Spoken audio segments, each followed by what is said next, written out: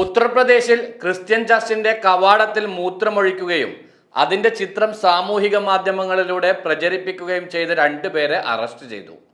യാഷ് ത്യാഗി, തുഷാർ ചൗധരി എന്നിവരെയാണ് Ghaziabad police arrest ചെയ്തത്.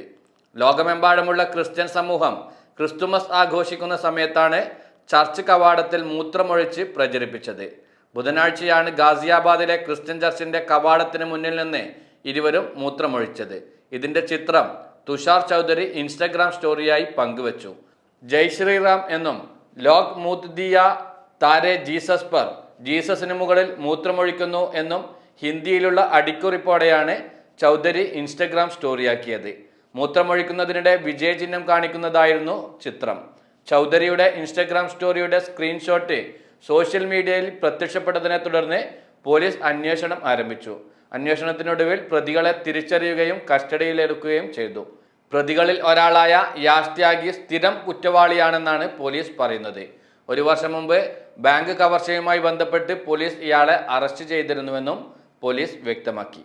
National desk, തേജസ് news.